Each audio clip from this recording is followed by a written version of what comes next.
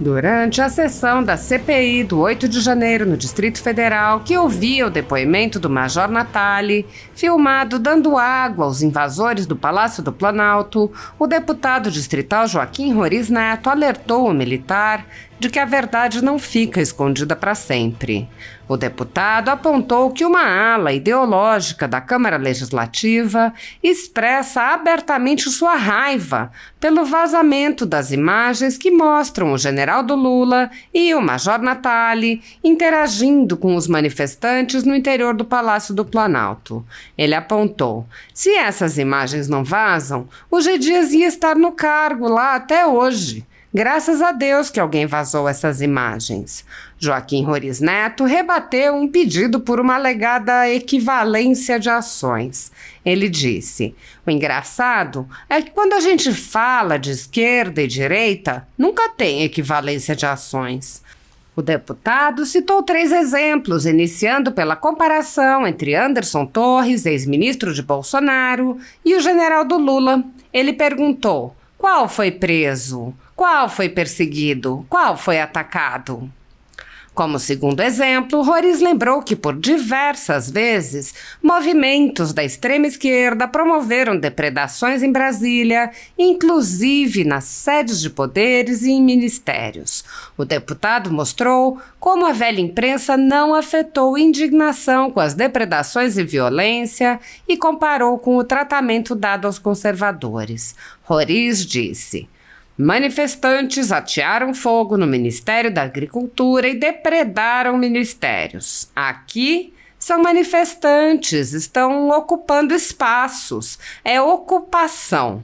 Mas quando tem uma senhorazinha usando a bandeira do Brasil como canga, ela tem que passar o resto da vida na cadeia. Isso não é equivalência de ações. O deputado comparou ainda o tratamento dado ao ministro de Lula, Flávio Dino, e ao governador do Distrito Federal. Ele disse: tem a questão mais nítida de todas, o afastamento indevido do governador ibanês e o não afastamento do ministro Flávio Dino. Roriz lembrou as alegações apresentadas pelo ministro Alexandre de Moraes ao afastar ibanês e questionou: pela mesma lógica, o ministro Flávio Dino não devia ter sido afastado também? O deputado respondeu: mas não foi, está blindado. Joaquim Roriz Neto contou ao major a história da entrada dos Estados Unidos na Segunda Guerra Mundial.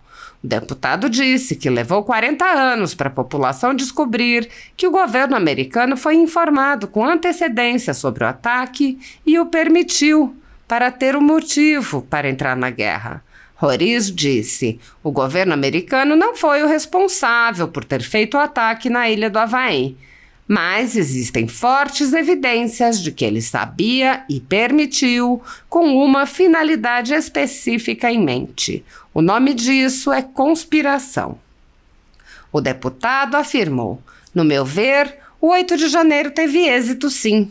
Olha o que a gente vê hoje. Parlamentar de direita sendo caçado, parlamentar conservador respondendo a processo, um Supremo que invade as atribuições do Legislativo, manifestantes com medo de ir para a rua, com medo de ser preso simplesmente por expressar uma opinião conservadora, blogueiros e jornalistas sendo perseguidos, sendo calados e ainda um risco de controle das redes sociais. Ele acrescentou: eu falo tudo isso, Major, porque a gente precisa chegar à verdade. E quando chega vídeo nas redes sociais da esquerda comemorando na CPMI um requerimento que é negado, eu acho no mínimo curioso. Ele explicou que a extrema esquerda estava comemorando por ter conseguido impedir o depoimento do comandante da Força Nacional. O deputado disse: a verdade, ela tarda, mas ela não falha. E quando as pessoas falam aqui que o 8 de janeiro foi uma ação coordenada para derrubar o governo, que não teve um facilitamento por parte do governo federal, vendo os resultados, as perseguições à direita, eu acho isso muito difícil de acreditar. Quem sabe em 40 anos a gente vai saber a verdade. Joaquim Roriz Neto disse ao major: Permitir que um ato aconteça é tão danoso e criminoso quanto ser orquestrador desse ato. E a gente vê na história que houve situações extremamente similares. Eu não tenho sombra de dúvida de que em vários anos a gente vai descobrir. Vai demorar, mas o dia vai chegar. Após seu depoimento, o Major Natali foi para sua casa, perfeitamente livre, como sempre esteve, assim como seu chefe, o Generaldo Lula. Até o momento, o Generaldo Lula não foi preso, não teve seu passaporte apreendido, nem suas contas bloqueadas, nem seus bens ou sua renda apreendidos. Essas medidas cautelares são reservadas a conservadores, que podem sofrer qualquer uma ou várias delas, mesmo sem qualquer indício de crime, sem direito à defesa, nem acesso ao devido processo legal. Quando aplicadas a conservadores, as medidas cautelares podem perdurar pelo tempo que desejar o senhor ministro que determina sua aplicação, ainda que as pessoas não tenham foro privilegiado e não estejam, portanto, sujeitas à jurisdição das cortes superiores. Apoiadores do ex-presidente Jair Bolsonaro e pessoas que apenas têm um discurso diferente do imposto pelo cartel midiático vêm sendo perseguidos, em especial pelo Judiciário. Além dos inquéritos conduzidos pelo ministro Alexandre de Moraes no Supremo Tribunal Federal, também o ex-corregedor do TSE, Luiz Felipe Salomão, criou seu próprio inquérito administrativo e ordenou o confisco da renda de sites e canais conservadores como a Folha Política. Toda a receita de mais de 27 meses do nosso trabalho está bloqueada por ordem do TSE, com aplauso dos ministros Luiz Roberto Barroso, Alexandre de Moraes e Edson Fachin. Sem a possibilidade de receber a renda de seu trabalho, o jornal corre o risco de fechar. Se você apoia o trabalho da Folha Política e pode ajudar, use o QR Code para doar qualquer quantia para a empresa Raposo Fernandes ou use o código ajude@folhapolitica.org. Caso prefira, há a opção de transferência bancária para a conta da empresa Raposo Fernandes, disponível na descrição deste vídeo e no comentário fixado no topo.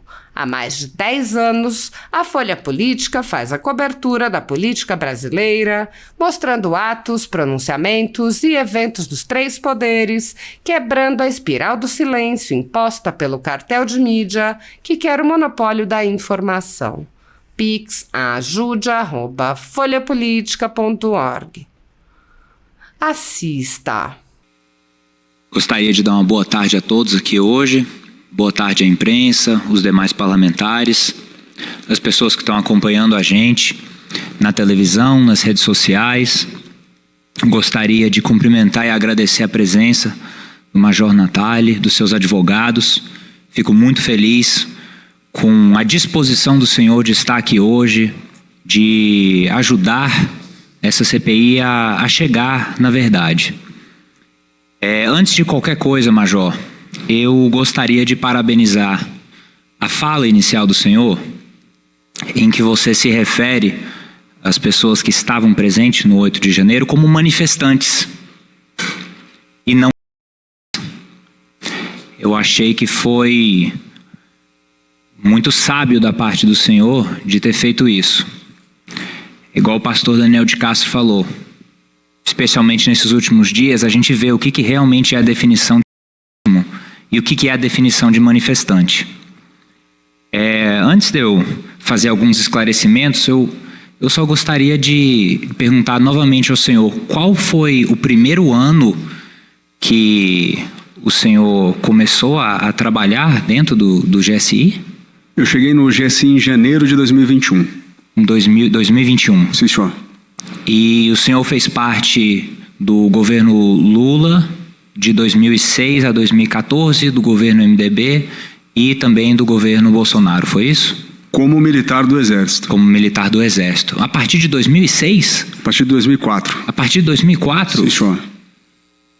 Me desculpa perguntar, Major, mas quantos anos o senhor tem? Porque em 2004 o senhor não era criança, não? Sim, senhor, eu tenho 39. 39 anos. Sim, senhor. Olha só, o senhor está muito bem conservado. Foi falado aqui, previamente por alguns outros parlamentares, foi perguntado, O senhor foi escalado para trabalhar e estar presente no Planalto no dia 8 de janeiro? Sim, senhor. A escala sai no dia útil anterior. Saiu Dia 6. no dia útil anterior. Sim, senhor. 8 de janeiro, se eu não me engano, foi num domingo. É normal ter a escala para trabalhar no Sim, senhor. domingo? É normal. Sim, senhor. É uma escala diária. Todos os dias saem Todos as os escalas. dias, independente Sim, senhor. de qualquer coisa. Então o senhor já estava previamente escalado, não foi igual o general G. Dias, que estava em casa, teve um sexto sentido igual o Homem-Aranha e decidiu ir lá porque teve uma premonição de que alguma coisa ruim ia acontecer. Não foi desse jeito não, o senhor estava previamente escalado, né? Sim, senhor. Estava escalado. Ah, tá. Estava vendo as perguntas que alguns outros parlamentares fizeram ao senhor e fica claro para mim que tem uma certa ala ideológica que tem uma certa raiva que essas imagens do palácio vazaram. E é claro que tem raiva, porque se essas imagens não vazam, o G. Dias ia estar no cargo dele até hoje. Ele ia estar lá, não ia ter nenhum questionamento. E eu falo, graças a Deus que alguém vazou essas imagens. Graças a Deus que alguém teve a consciência de vazar essas imagens para a gente poder realmente chegar aos fatos. Porque teve deputado querendo até demonizar as pessoas que vazaram essas imagens, falando que elas prejudicaram o G. Dias. Mas eu vou falar para o senhor, o que realmente prejudica o G. Dias? As mentiras que ele contou.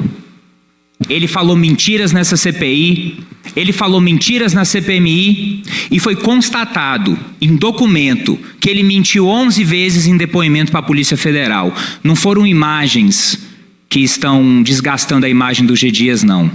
São as mentiras que ele conta. Isso não sou eu que falo, isso é fato. Teve uma outra fala feita aqui falando de equivalência de ações. Que a gente precisa equivalecer as ações que são feitas, as punições que são tomadas devidamente. E o engraçado é que quando a gente fala de esquerda e direita, nunca tem equivalência de ações. Eu vou dar 3 breves exemplos aqui. O primeiro, claramente, Anderson Torres e G. Dias. Um estava a 2.000 quilômetros dos manifestantes. O outro estava a 2 metros dos manifestantes. Qual que foi preso? Qual que foi perseguido? Qual que foi atacado? As invasões que acontecem da esquerda, elas são faladas na grande mídia de forma muito política. Vou dar só um exemplo para os senhores. Em 2013, isso é o cabeçalho da matéria. Em 2013, manifestantes depredaram o Congresso Nacional, quebrando vidraças, tomando as cúpulas e tentando invadir o prédio. Em 2017, manifestantes da esquerda, em marcha pela esplanada, atearam fogo no Ministério da Agricultura e depredaram os Ministérios de Minas e Energia, Planejamento, Fazenda e Turismo. Aqui eles são manifestantes. Eles estão ocupando os espaços para poder... É ocupação. Mas igual no vídeo que foi mostrado aqui, quando tem uma senhorazinha usando uma bandeira do Brasil como canga, ela é uma... e tem que passar o resto da vida na cadeia. Isso não é equivalência de ações. E por último, tem a questão mais nítida de todas, ao meu ver, que é o afastamento indevido do governador Ibanez e o não afastamento do ministro Flávio Dino. Em nota, o ministro do Supremo Alexandre de Moraes falou com todas as palavras que ele não está ele não está julgando ele de forma pré-determinada, que o governador Ibanez está sendo afastado para preservar as investigações, porque uma pessoa na posição de poder, se futuramente descobrir que está envolvido, pode ter sido responsável por impedir as investigações. É uma tese bastante coesa, deputado Tiago. Eu não sou advogado, mas faz muito sentido. E eu pergunto, pela mesma lógica, o ministro Flávio Dino não era para ter sido afastado também? Mas não foi. Não foi sequer convocado.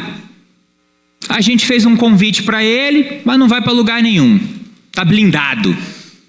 Não vai para lugar nenhum.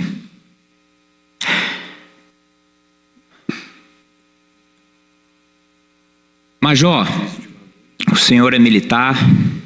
Gostaria de compartilhar uma história com o senhor e com os demais parlamentares.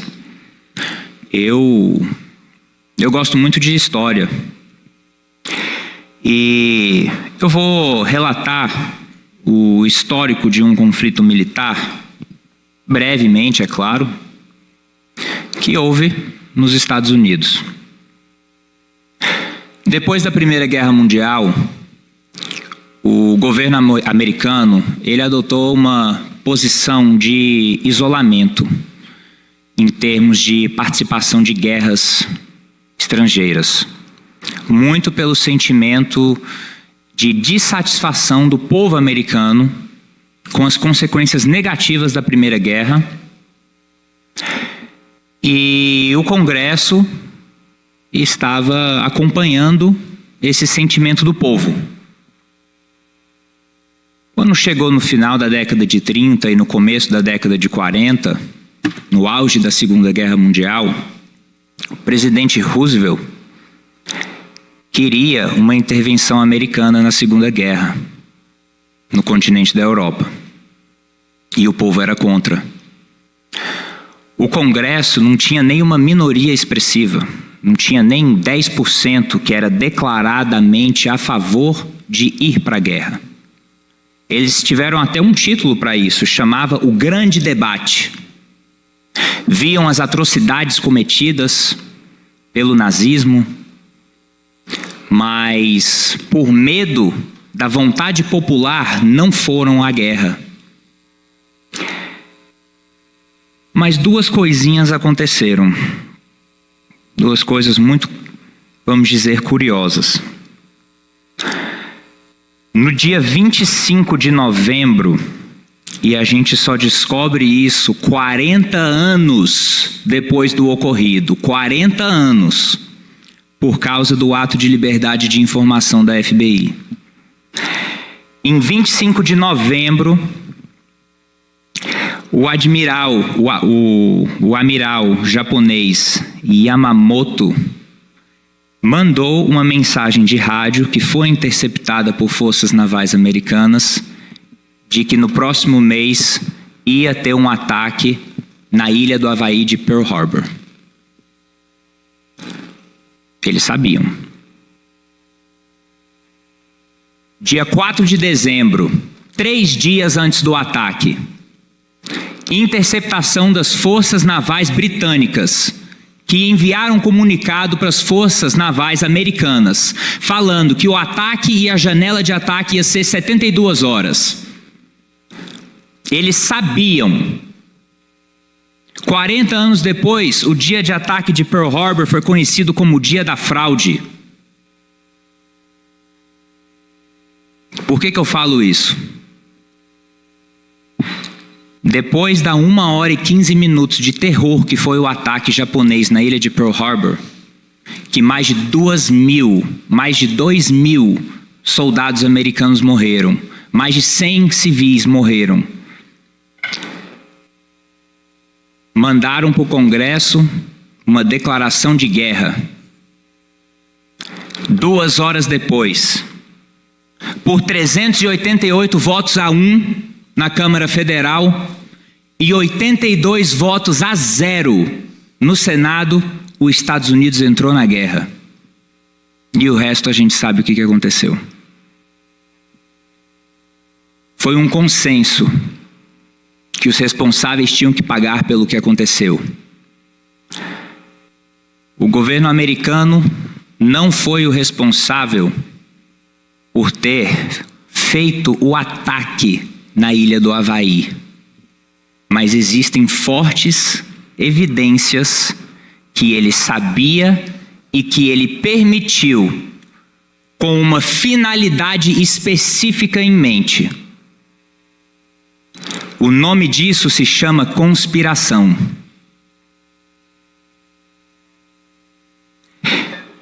E no meu ver, o 8 de janeiro ele teve êxito sim.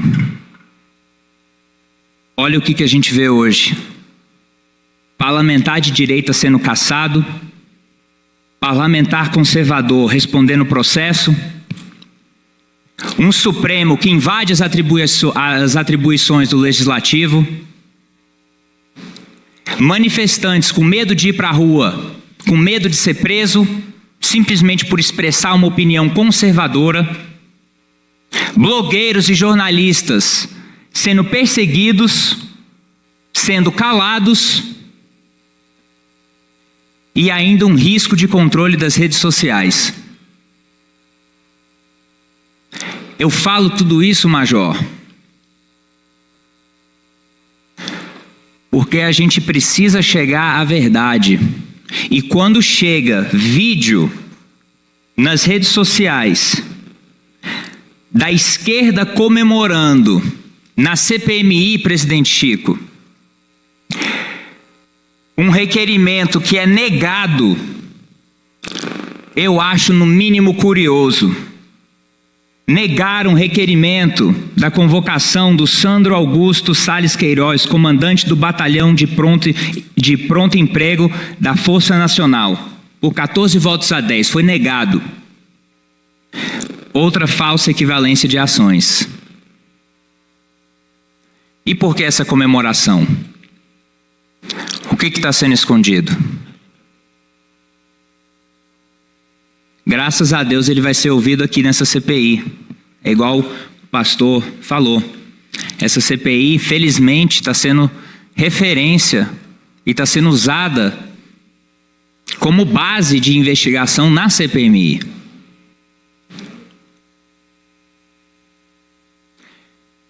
Eu repito novamente, o ataque de Pearl Harbor foi 7 de dezembro de 1941 e eles só descobriram dos memorandos interceptados na década de 80, 40 anos depois. 40 anos. A verdade, ela tarda, mas ela não falha.